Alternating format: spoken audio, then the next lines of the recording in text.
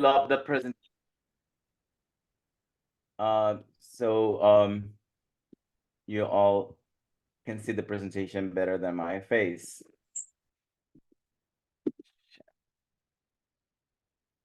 Can you guys see the presentation now? Yes, we can. All right, perfect. All right, good evening, everyone. Thank you so much for inviting me to join you on this training this evening. It's really a pleasure to meet you all. Let me talk to you a little bit about AC Journeys. AC Journeys is a 15-year-old company. It was created in 2009. I am the owner and the president of the company. I started working. I was actually thinking about it today, but I organized my first group to Cuba 30 years ago. Well, this summer is going to be 30 years ago. In 1994, I was 18 years old, and I brought to Cuba all of my college friends and an organization that I used to work with. And it was interestingly, it was an LGBT group. And it was really a fun experience. And I loved that so much that I wanted to do it. But I created AC Journeys in 2009 uh, because I was interested in developing exchange projects between Cuba and the United States. And at that time, I had just graduated from my PhD in anthropology, and I thought it would be really cool to create these projects in which people from both countries could learn from one another. But the reality is that, or I soon discovered that it would only work in one direction from the US to Cuba, as the US government usually denies visas, legal visas for Cubans to come to the US. They prefer that they come through other means rather than a legal visa. But I don't want to get into the politics of that at this point. So AC Journeys is a tailor-made luxury-based company, and we have the focus on anthropologically curated itineraries. My primary interest, and I think it's the interest of every American actually going to Cuba, is to uh, expose the reality of the country. I think it's a fascinating country. There's so much for us to learn from, and also for Cubans to learn from us. I am actually Cuban American. I was born in Cuba, and I came to the US very young, and I had to kind of like rediscover my reality. So that was kind of like the initial attraction. So let's begin with talking about Cuba. And the first thing that people ask, or usually your clients will ask you, is it travel to Cuba legal? And the answer to that is it is 100% legal. I was explaining to to a client actually this morning that contrary to public perception, travel to Cuba from the US has always been legal. Now, there are protocols that you always have to happen. We at AC Journeys, what we do is that we do the legwork for all of our clients. So we overcome those protocols. But travel to Cuba has always been legal. There's always been one way or another for Americans to go to Cuba. And even like when President Obama went to Cuba, and people were under the impression that he was opening Cuba to the US market. He was actually not doing that. What he was doing, or what he did, was that he opened the conversation. He let Americans know that they could travel to Cuba. But the possibility of traveling to Cuba is it's always been there. Now, when you think about travel to Cuba and paper documentation, there are two sides of the story. So the US side of the story is that in order for us to go to Cuba, we have to have some kind of excuse, some kind of interest. And they have created something that is called the general license that allows every American to go to Cuba under uh, a certain category. If you're traveling, for example, as an FIT, as a family, and they just want to go to Cuba, you would travel under the category of support for the Cuban people. And if you're traveling as part of a group, let's say that you're putting together a group of your clients, 10, 15 people, 20 people, or you're bringing a school, then you go to Cuba again under the general license, and this time the category is going to be people-to-people cultural educational exchanges. The two categories basically have the same requirements, that the requirements are what Americans still want to do. It's nothing out of the uh, ordinary or what interests people in travel. The requirement is basically that you have an itinerary of activities to do, that you are discovering Cuba, that you're just not sitting in the hotel and lounging by the pool or at a beach. So those are the basic requirements of the two categories under the general license that allows everyone in the United States and obviously everyone who is under US jurisdiction to go to Cuba. Now, Cuba doesn't need us to have a reason to go to Cuba. They just want us to go to Cuba. They love it when we go to Cuba. For obvious reasons, we spend money there. So for Cuba, everyone goes in as a tourist. So if you're talking to someone, let's say a customs agent, they're going to ask you for your tourist visa, which is something that we provide all of our clients. Now, if you happen to have to talk to, say, a custom agent in the US, they're going to ask you, why do you go to Cuba? And then that's when you say, I went to Cuba under the general license, and the category is support for the Cuban people, or educational, cultural travel, people-to-people travel. So it is all that very simple. But again, every time that we have new clients, we go over these nuances of travel to Cuba, and we explain that to everyone. And again, we also do the legwork for everyone, so they don't even have to think about it. They just go to Cuba as they would travel to anywhere else, say in the Caribbean. All right. So what is Cuba? Cuba is really about the experience. Cuba has great hotels and they have great restaurants, but I think what is most memorable for people is the experience. And that is exactly what we at AC Journeys excel at, because we create experiences for all of our clients. Sometimes we create new experiences based on our clients' interest. In their travel to Cuba. When we organize a trip, or we start working on a trip, we like to have an intake interview with either the agent or the client, and we take note of all the interests of all the everything that the client envisions to do in Cuba, and based on that, we create an itinerary.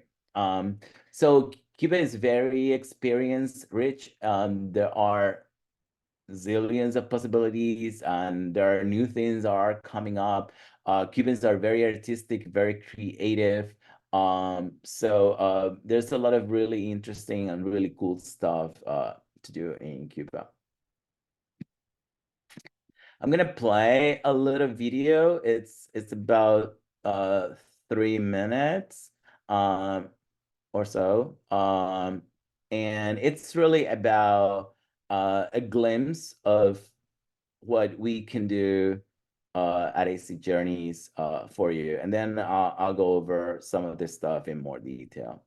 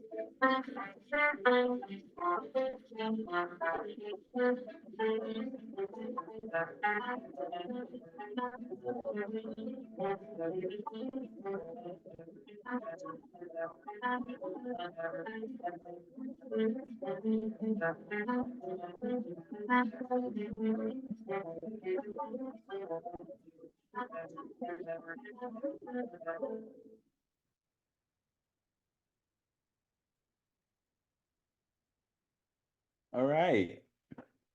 Let me see. Okay. Hold on. All right. All right. So like I explained earlier, we are a travel organization, and we primarily focus on the experiential part of traveling. I personally believe that when you travel to a destination, you want to like learn as much as you can from that destination. So I think that is a very important thing for me. Um, that people, when they go to Cuba, they enter a very rich and meaningful cultural environment, that they are open-minded about what they're going to see and the experiences they're going to have, that they're able to make friends. So when we are creating every itinerary, those are the things that we are constantly thinking of, to include in every single itinerary. We right, sorry about hold on. So we primarily work with FITs and small groups. Um, I think that's the best way to experience Cuba when you're thinking of a group. Um, I'm thinking of about 12 to 15 people maximum. I just did a high school, and I brought 100 high school students to Cuba this past February. And even though it was an amazing experience for them, it was really a very challenging endeavor. And I do recommend that Cuba, you want to um, approach it with a small group rather than a very large group. Um, I have one thing that I want to make clear is that as an organization, we are an American organization. I am based in Miami. I live in the United States. Now, I do have an office in Cuba, and I have a full team in Cuba that run all the operations. But it's very important that I make that clear, because one of the quote unquote regulations from the US government is that when you are organizing a trip to Cuba, they want you to work with an organization that they have already licensed to work with Cuba, but that organization is based in the United States. So that is something that it's very important. But again, I do have a very professional team in Cuba who run all the operations, and I'm very happy with all of them. I personally, like I said, I personally have over 20 years um, of experience in the travel industry myself. Um, so every single itinerary, when you come to us with a request, we're basically going to curate that itinerary from zero. We are going to propose an initial itinerary, but we don't want necessarily that initial itinerary is the final itinerary. We propose the initial itinerary kind of like a menu, and also to sort of have the clients start brainstorming about what they really want to do in Cuba. Sometimes people love their initial itinerary, and that's what they settle for. But our real idea of the initial itinerary is that it gives you like something to think about. We call it food for thought about travel. So it gives you hints of the things that you could do. So then you can start thinking of other things that you might want to do. And then that gives us that spark to create those things for you.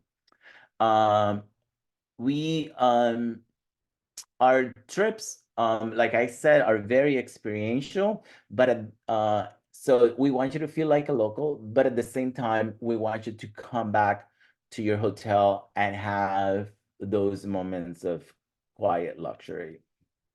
Um, yeah, we will want you to feel at home as you are in Cuba, and that you're doing like really authentic and local things, but combined with that quiet luxury accommodations. There are some areas in Cuba that are very important for people to visit. I think one of the trends that I have been seeing I would say in the last 2 years is that people do like an initial trip, like it's very short, like a very short first trip, and they focus only in Havana. Like they go for 4 nights, 5 nights to Havana. I'm seeing a lot of like girl groups, or like guy groups, and they do that, and they have their time in Cuba, they explore, and then they decide to come back for a longer period, and they go to other parts of the island, like Cienfuegos and Trinidad, Camagüey, or if they have visited more than twice, they might go to the other side of the island and they visit Santiago de Cuba or Baracoa or Camagüey, which are very beautiful cities. Viñales is an area that even if you are in Havana, you can still visit, because that's something that you can do on a day trip, and it's very easy. Cienfuegos and Trinidad, you need a little bit of more time because you cannot do that in a 1 day trip. Varadero, you need to, you can do it on a day trip, but you also might want to stay the night because the sunsets and the sunrises are just stunning. And then Camagüey, Santiago de Cuba, and Baracoa are on the eastern part of the island, so that requires a trip in itself.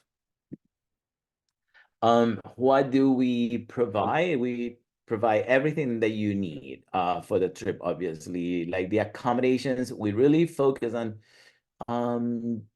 the more boutique, quiet luxury type of properties.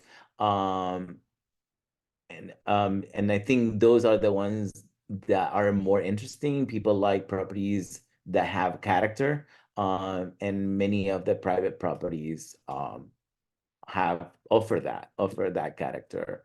Um, we also provide the transportation. We are like a one-stop shop travel agency in terms of Cuba. Obviously, that's why we are a DMC. So we provide the transportation. We have local hosts. We got the guides, concierge, chefs, whatever is needed, and we do the experience. We also provide the travel documentation, which basically is two documents: the Cuban visa, which is for the Cuban side of the story, and then the Cuba travel affidavit, which is for the American side of the story of traveling to Cuba. And we include bottled water daily on all of our trips. When we select our partners, we ensure that all of our suppliers, the properties, the transportation, that they're vetted, that they comply with health and well-being standards for travel, and that it's particularly important after COVID. So that is something that that we do consider very carefully when creating our itineraries. Now, there is something that I do want to say about Cuba, because Cuba is very different from the US in many different ways. It does require a level of flexibility and open-mindedness. All right, so let's talk a little bit more about Cuba in detail. So this is a map of the island. Um, so this is Havana over here. And like I said, you could do Viñales and you could do Varadero on day trips from Havana. So like, for example, if you are in Havana for 5 nights, you could do 3 days in Havana, plenty of things to do in Havana. And then you could do like a 1 day trip to Viñales. Viñales is a beautiful natural park area. It's also if a lot of people go to Cuba because their love for cigars. So Viñales is the tobacco land area, and you could visit with tobacco farmers and see how they roll their cigars and all that. It's really, really cool. Now, Cienfuegos is a very beautiful low-key city.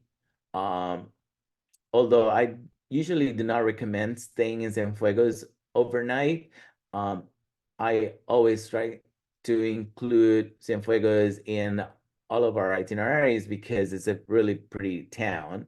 And it's also very close to Trinidad. And Trinidad is the quintessential colonial town. It's very well preserved. It's very scenic and colorful. And definitely, if we can, if time allows, we always like to spend at least 2 nights in Trinidad. So when we go, because this is like from Havana all the way to Trinidad is a 5-hour drive. Some of the things that we do to minimize that driving is that we would go from Havana to Bay of Pigs over here, and we have some downtime by the coast, and people can snorkel, or even if they want to scuba dive, that's something that they can do over there. Or we could drive to Cienfuegos and do like a walking tour in Cienfuegos, and then lunch, and then continue on to Trinidad. There are other parts of the island that are very interesting. In the middle, like for example, Camagüey, Santi Espíritu is over here, but usually those are parts of the island that you would see in passing when going to some of the keys in the north of the island. And then the other part is the eastern part of the island, and you have over here you have Holguin, which is a, a very important airport, and we have direct flights from Miami uh, to Holguin. But the most important city in the area is Santiago de Cuba. Then you have Guantanamo, which is very charismatic too and has a lot of like music influences. And then Baracoa, which is the first town that was ever founded in Cuba by the Spaniards and is also very interesting and very beautiful. Plus, the natural areas around Baracoa are just stunning. Um, Cuba is known for their local traditions, and it has many festivals. One of the most important festivals is a jazz festival. This year, for example, I think it was probably the most successful jazz festival in the last 10 years. Our our company ourselves, we had 6 different groups for the jazz festival. It was really an amazing experience. And around the jazz festival, we can create a lot of very unique, authentic experience with very top-end musicians. Um, then there are other festivals like the Theater Festival, Ballet Festival. Fiesta del Fuego is a very important festival. Um, that happens in Santiago de Cuba. It always happens in the eastern part of Cuba. Um, it celebrates Afro-Cuban culture, but it's also more than a Cuban festival. It's a Caribbean festival because dance and music delegations from all over the Caribbean come to Cuba for the Fiesta del Fuego. The only thing about that festival is that it takes place in the summer when it's very, very hot. Um, so I kind of explained this already. So we have Havana, which is the capital city. It's the largest city in terms of population. It's also the city that has the most to offer. You can easily do a full 5, 6 day itinerary in Havana without having any leisure time because there's really, really a lot to do and it's very interesting. Um, these are some of the things that you could do like in Havana in terms of like music or the cultural things. One of the things that attracts people who go to Cuba is the classic cars. It's like Cuba is like a running museum of classic cars. You see them everywhere. They're very colorful and picturesque. They're very Instagrammable. But then there are many other things that are really very interesting and very cool to do. Um, we, as part of our trips, we also offer private sessions and not only in like dance, but also like music. And obviously the cigar and rum experience is a must in all of the itineraries. People love it. We use a number of properties.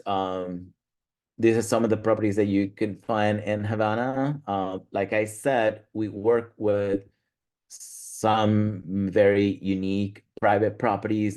These are small, like for example, Napper is a 4 bedroom property. It's very artistic. It's actually owned by Rothenberg, who is one of Cuba's most important visual artists. If you went to Fábrica de Arte, which is another venue that is always included in every single itinerary, because it creates this space that combines all forms of art, from music to dance to fashion to visual arts, and also cuisine. It's a very amazing place. But so Rothenberg is always exhibited at Fábrica de Arte. Quinta y Ocho, obviously the Kempinski Hotel, which is the top end luxury hotel in Cuba. But we do have all kinds of properties that we work with.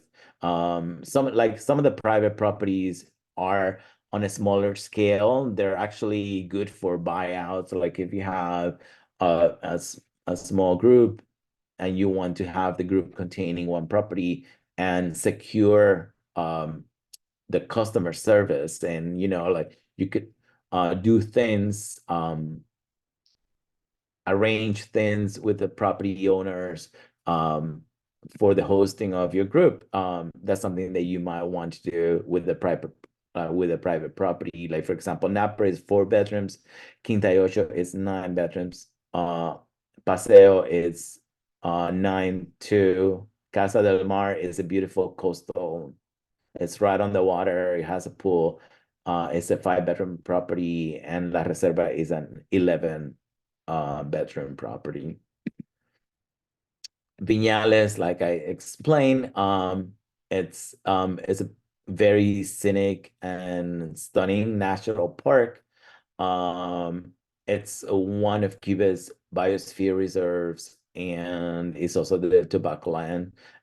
It's a trip that you can do in one day, although you could also stay overnight, and we work with some really fine properties in the area. These are some of the things that you could do in Viñales. This Indian cave is also a very interesting place to visit, because the cave has an internal river, and the only way to exit you could always obviously go in and out through the same entrance or opening, but there is an internal river in the cave, and you can take a boat inside the cave, and they take you through a different opening.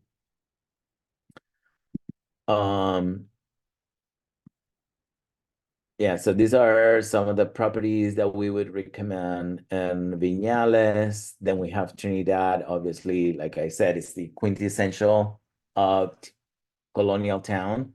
It didn't have road connections until the early 1900s, so it is really pretty much preserved as it was built in the colonial era. And these are some of the things that you could do in Viñales, like Topes de Collantes, which is a beautiful hike. It ends in a waterfall. You could go to the beach. Manacay it's a former sugar plantation, and it's a very interesting place to visit and learn about the history of the sugar plantations.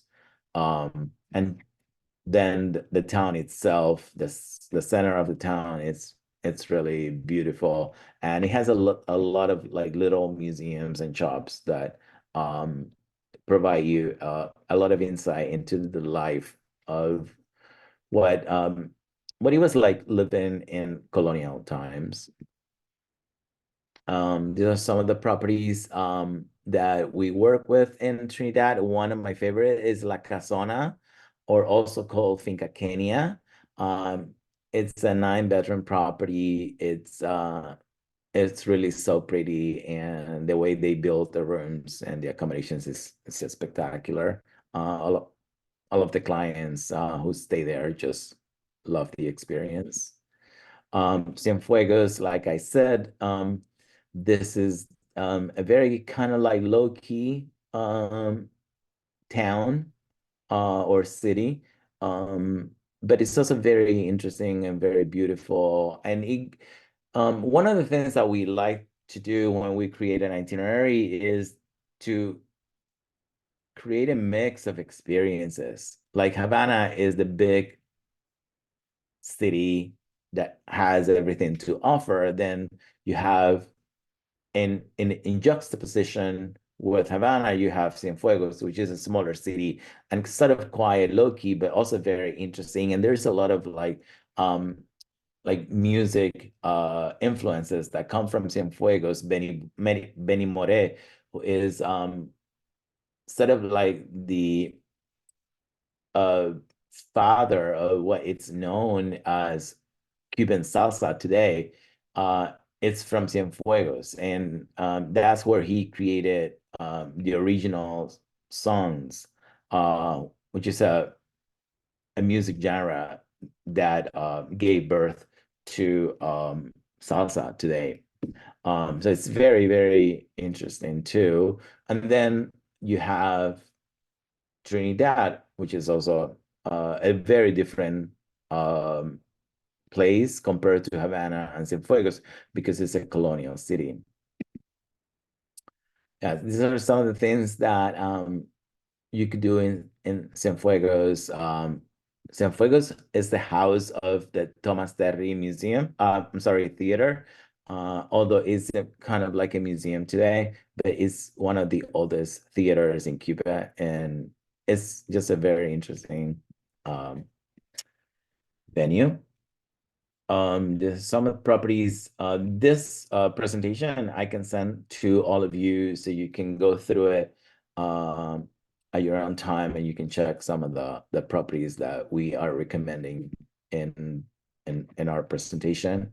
Varadero is the beach resort area per se. Some people say Varadero is one of the most beautiful beaches in the world. Um, I think it's really, really stunning. And I love the sunsets in Varadero. Um, the only problem that I would really advise against Varadero is that Varadero, it's kind of like the Cancun of Cuba. So it's a sort of like a large resort area and is uh, it's just a very large procession of all-inclusive hotels. The work that, or the ideal itinerary that we curate would not have a lot of room for an all-inclusive hotel. And I'll tell you why. Um, the reason for that is because it would probably jeopardize everything that you did in in the trip before getting to Varadero. Um, these hotels are run by the government, and therefore even if they are like five-star hotels, um, the level of service it's not really there compared to what our clients would experience in other smaller, more boutique properties. So that's like, even though I do think that the beach itself is worth seeing, it is worth going, I would probably keep it as a day trip from Havana rather than an overnight stay. But they do have a lot of things that you could do around the area if you did stay there. And if we did stay there, I would work with either the Paradisos Presencia del Mar, which is a Meliá property, or there is a new property that actually I do recommend and I do love, and it's called Royalton Mystique Casa Perla. Um, and it's just really beautiful. That property actually I like because it's not all inclusive. They only include breakfast, and you would have to either eat a la carte and pay for lunch and dinner, but it's not all inclusive. Santiago de Cuba, a lot of history. This is the birthplace of the Cuban Revolution. So it's definitely very interesting. Also, understand that I guess some of the richest components of Cuban culture do come from the eastern part. Um, Particularly like Afro-Cuban culture and religion and music. Um, it kind of all stems from the eastern part of Cuba as opposed to Havana. Um, and these are some of the experiences that we create. But again, it's we really go with the interests of of our clients. We do like to introduce our clients to Cuban people. So we facilitate that. Oftentimes we bring guest speakers to our lunches, or the experience itself is it's curated with locals. All right, so this is real my presentation, and I'd like to open it up to questions.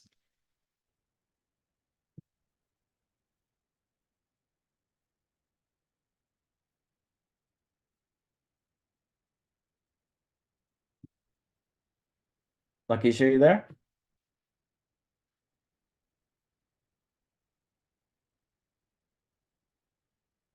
Hello? Yes, I'm here. I'm sorry. Oh, Having okay. problems getting off of mute. All right, guys, clap it up, put it in the chat box. Give him some thank yous, some fire emojis, and we will start our question and answer session. Oh, we have Taina here. Hey, Taina. Yes, Hyena is here. All When right, so the so I first see some question, questions already. Should I start just answering those questions? the first question asks, what's the best time to travel to Cuba? The You best have time, somebody ready to go with a small group. um, the the best time to travel to Cuba, it's going to be from November until April.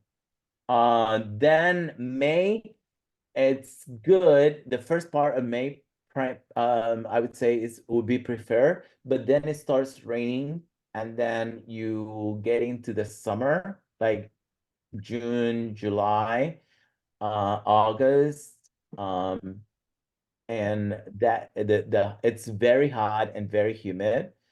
You could still do it if you're going to Cuba with a like a particular purpose. And like for example, if you want to go to Fiesta del Fuego, the fire festival in Santiago de Cuba, you have to do it in the summer. There's no other way around it, but you have to be prepared that it's going to be very hot and very humid. The other reason why, if you want to stay away from the summer months, is because it's also the hurricane season. So at times you could plan a trip, but you also have to have some kind of level of flexibility, because if there is a hurricane, we need to ensure that we can move your trip to different dates. All right. We have a couple people that's asked for your contact information. If you could put up that last slide. And then the next question asks, what are some of the best experience clients has had when in Cuba? So, I think the best experiences are the ones in which people are able to really connect with Cuban people. Um, like for example, we organize a lot of experiences in which they meet with musicians and they have that one-on-one experience with musicians. And I'm talking to very talented and sometimes famous musicians. So I think those are the best experiences. We also like organize similar experiences with visual artists. Um, Now there are traditional experiences that people always ask for, and they always love that experiences because they're very fun.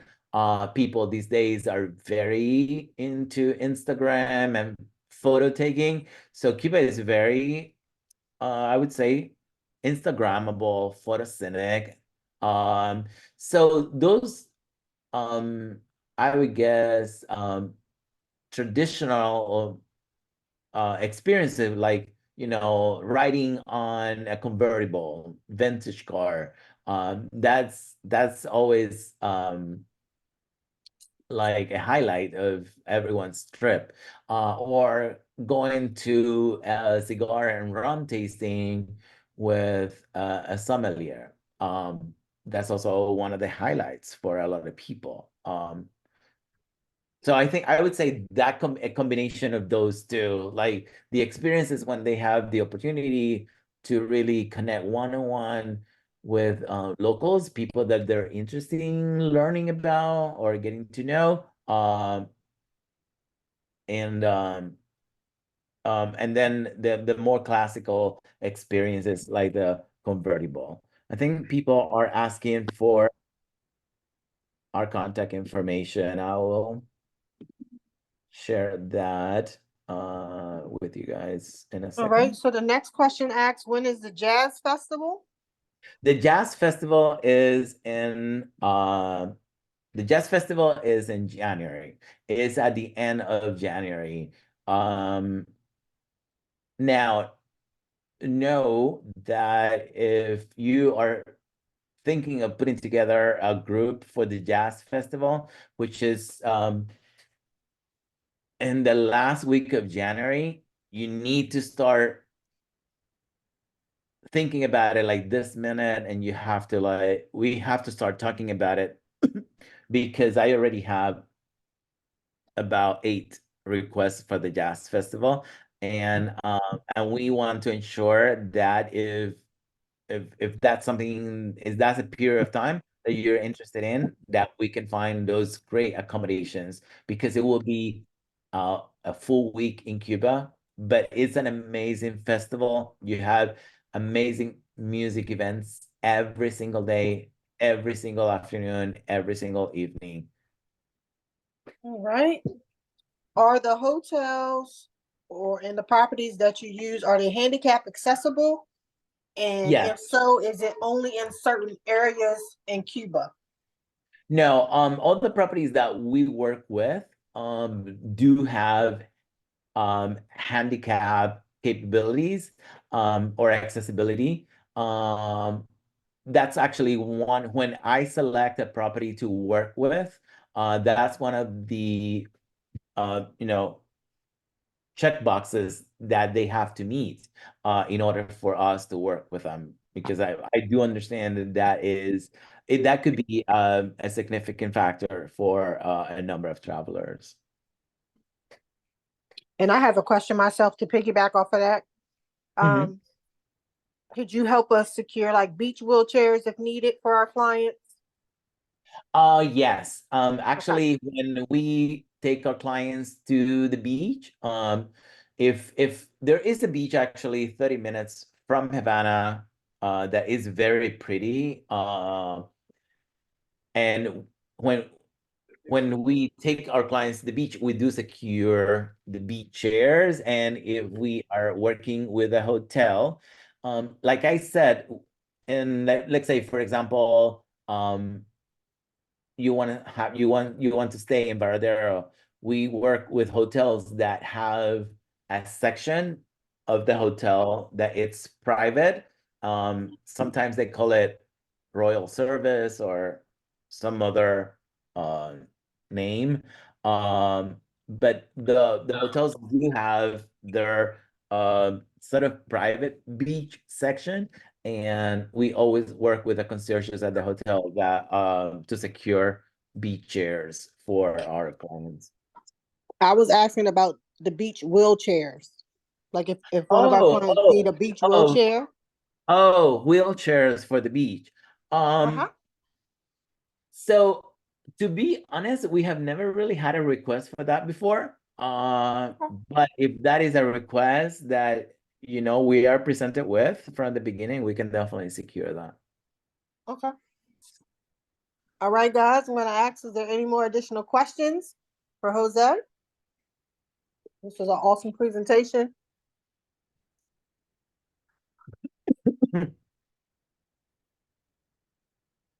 All right, well, if there are no additional questions, please put your email in the chat box so that Jose can receive everybody's email that was on. Put some thank you, some fire emojis if you love this information, because I've now added another destination to my bucket list of travel. So my husband can continue to look at me like I'm crazy. Is there a way that I can get all these emails Yes, we're gonna send them to later? you. Oh, okay, perfect. Perfect. That way I can send the presentation to everyone.